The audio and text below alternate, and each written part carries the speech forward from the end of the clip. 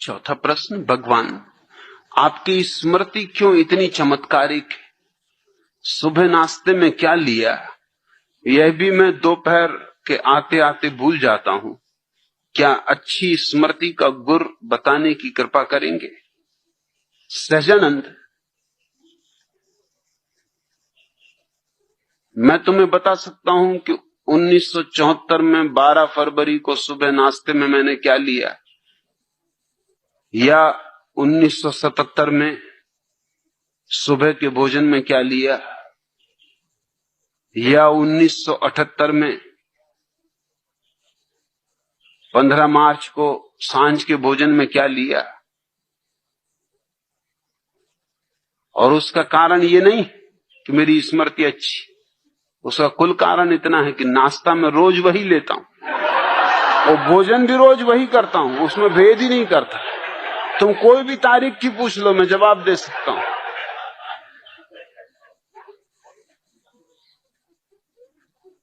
उसमें भूल चूक का उपाय ही नहीं।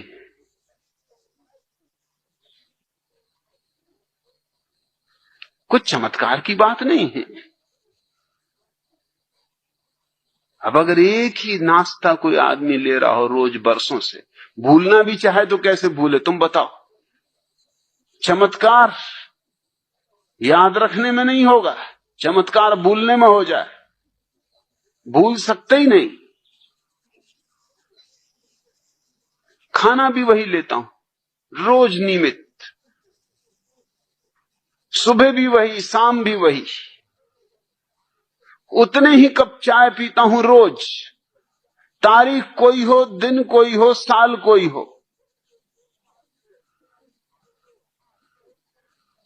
स्वस्थ हूं कि बीमार, कोई फर्क नहीं करता। हर हालत में सब वैसा ही चलने देता हूं जैसा चलता है। इसमें कुछ स्मृति की खूबी नहीं है।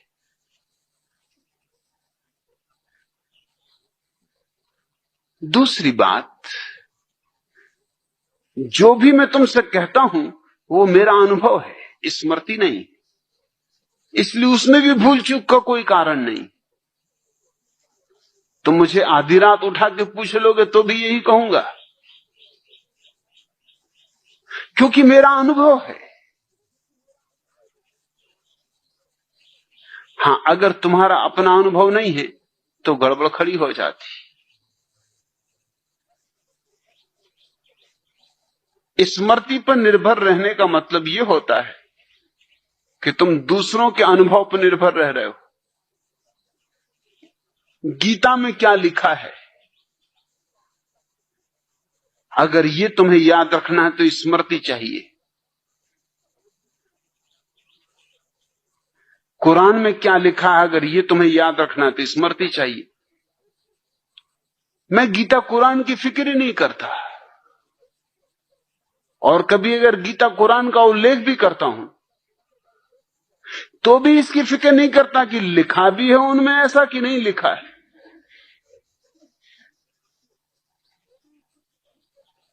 मैं नागपुर में था और मैंने एक बुद्ध के जीवन की कहानी कही कि बुद्ध एक रास्ते से गुजर रहे हैं।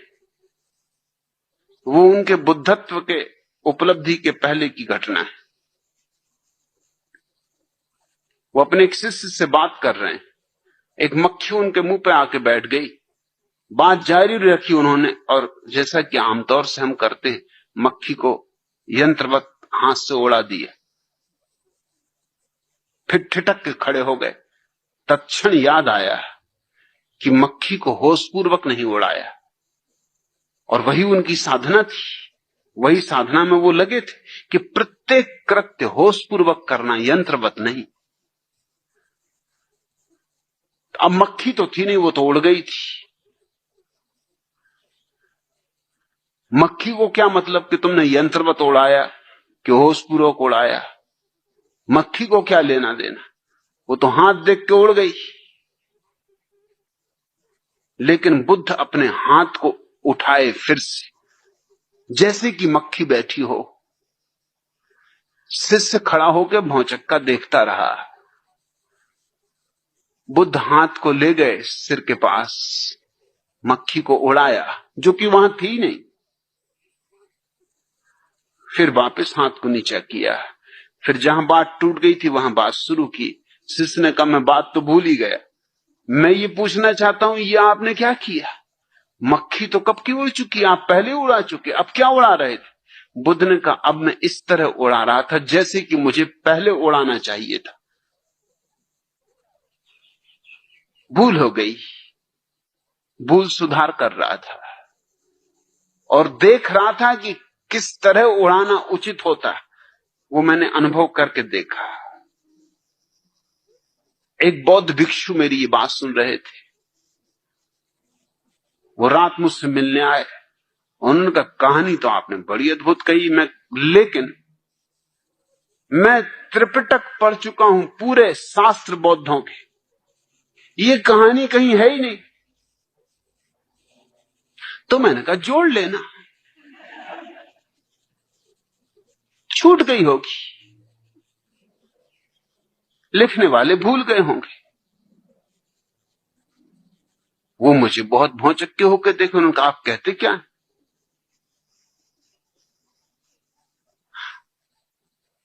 2500 साल बाद आप कैसे सुधार कर सकते हैं शास्त्र? मैंने कहा मुझे शास्त्र से कुछ लेना देना नहीं, मैं बुद्धत्व का स्वाद जानता हूं।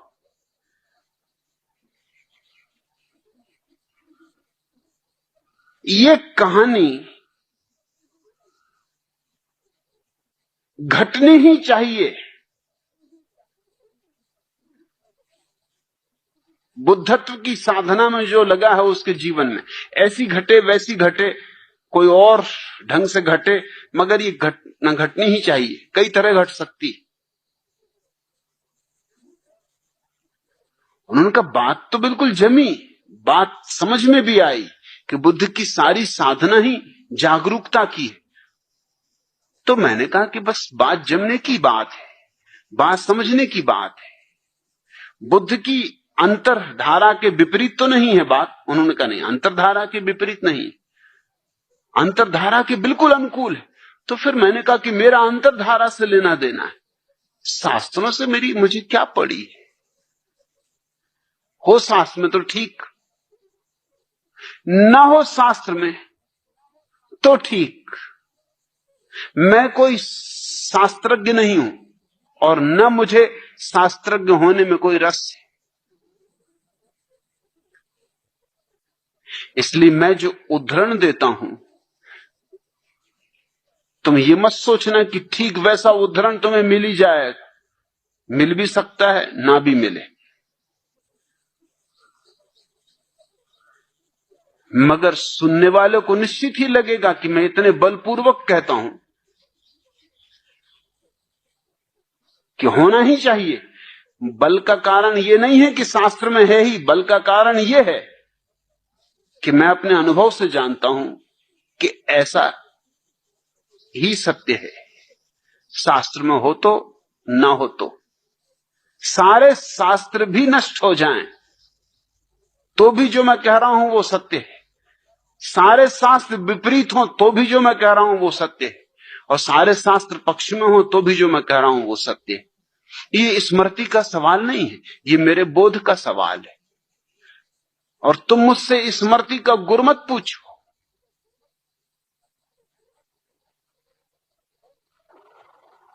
तुम मुझसे बोध का गुर पूछो। मैं यहां स्मृति सिखाने के लिए नहीं बैठा हूं। स्मृति सीखनी हो कठिन मामला नहीं है, एक ही रास्ता, खूब घोंको, और कोई रास्ता नहीं है स्मृति का। जो भी याद करना है खूब घोंकते रहो उसको, बार बार दोहराओ ताकि लकीर पड़ जाए। कहावत तो सुनी ना, रसरी आवत जात है सिल पर पड़त निशान। पत्थर तक पे निशान पड़ जाता, रस्सी आते जाती रहे, आती रहे, जाती रहे। करत करत अभ्यास के जड़मती होत सुजान। सुजान नहीं होते, ख्याल रखना। जड़मती तो जड़मती ही रहते हैं, अभ्यास कितना ही करें। हाँ, स्मृति उनकी अच्छी हो जाती, पंडित हो जाते, सुजान नहीं।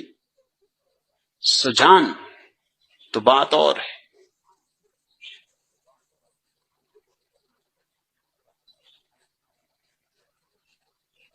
और जड़मती भी, अगर कोई पक्के जड़मती हो तो ये कहावत भी उन पर लागू नहीं होगी। रस्सी आती रहे जाती रहे, घिस जाएगी, रस्सी टूट जाएगी, उनके सिल पे निशान वगैरह नहीं पड़ेगा। अगर सिल ही मजबूत हो तो क्या करेगी रस्सी। सहजानंद, अगर किसी चीज को याद करना है तो दोहराओ, दोहराते रहो। इसी तरह तो पाठ कर रहे हैं लोग बैठे रोज सुबह गीता का, कुरान का, दोहराते रहते हैं, दोहराते रहते हैं, दोहराते रहते हैं।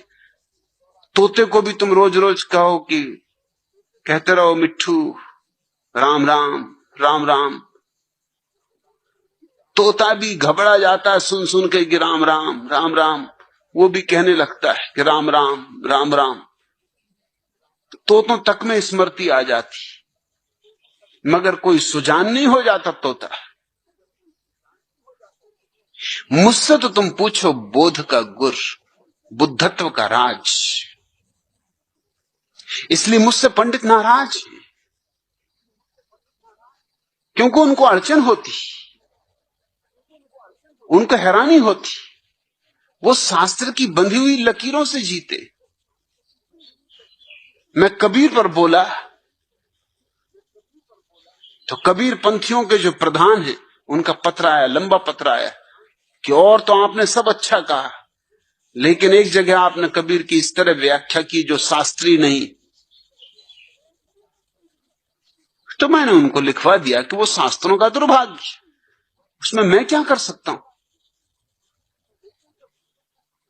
मुझे जो कहना है वही कहूंगा। शास्त्र का समर्थन मुझे मिलना चाहिए, इसकी न तो अपेक्षा है न जरूरत है न प्रयोजन है। मैं जो भी बोल रहा हूं उसका प्रमाण मैं हूं, उसका प्रमाण कहीं और नहीं। इसलिए मैं सारी बातों को बलपूर्वक बोल सकता हूं। ऐसा बल स्मृति का नहीं होता, ऐसा बल स्मृति में हो ही नहीं सकता। और भूलने का कोई सवाल ही नहीं उठता। अपना अनुभव है, भूलूं भी तो कैसे भूलूं। जो जाना है सो जाना है। इधर से पूछो, उधर से पूछो, हजार ढंग से पूछो, मैं वही कहूंगा जो मुझे कहना है। कई लोगों ने मुझे खबरें की कि आप भी गजब हैं, कबीर पे बोलते हैं तो ऐसा लगता है कबीर ठीक, और मीरा पे बोलते हैं तो ऐसा लगता है मीरा ठीक, और रैदास पे बोलते हैं तो ऐसा लगता है रैदास ठीक, और फरीद पे बोलते हैं तो ऐसा लगता है फरीद ठीक, और नानक पे बोलते हैं तो लगता है नानक ठीक।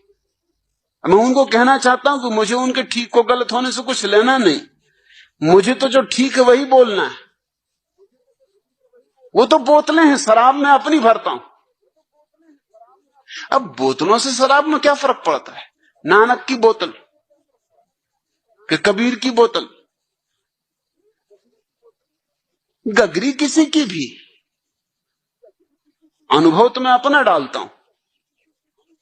इसलिए पंडित नाराज होते। कबीर पंथियों का जो पंडित है वो नाराज होगा। जो लोग अनुभव की दिशा में चल रहे हैं वो तो कबीर के संबंध में मैंने जो कहा है उससे आह्लादित हो जाएंगे, मगर कबीर को पांडित्य की तरह पकड़ने वाला आदमी नाराज हो जाएगा। अब कबीर जैसे आदमी को भी तुम पंडिताऊ ढंग से पकड़ते हो तो हद हो गई। तो तुम किसको छोड़ोगे। कबीर ने कहा है मसी कागज छुओ नहीं, कि मैंने कभी कागज और स्याही हाथ से नहीं छुई। और कबीर ने कहा लिखा लिखी की है नहीं, देखा देखी बात।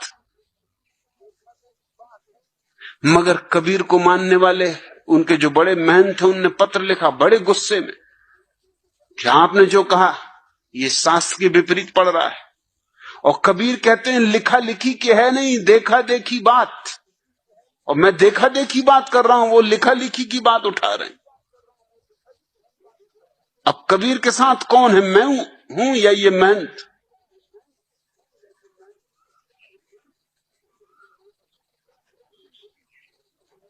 कबीर जैसे व्यक्ति को, जिसने कहा कि 2.5 आखर प्रेम के पढ़े सो पंडित हो, उसको भी लोग किताबों में पकड़े हुए, पोथियों में जकड़े हुए। मेरी स्मृति कुछ बहुत अच्छी नहीं, मगर मैं फिक्र भी नहीं करता। फिक्र करो तो अड़चन। इसलिए बहुत बार तुम्हें यूं भी हो जाएगा कि मैंने वही कहानी कभी बोकुजू के नाम से कही, कभी रिंझाई के नाम से कही, कभी बोधि धर्म के नाम से कही। कौन फिक्र करता है? मेरे लिए ये सब बोतलें हैं, मुझे कहानी कहनी थी। कोई भी बहाना हो, खूंटियां हैं, मुझे अपना कोट टांगना था, टांग दिया। अब खूंटी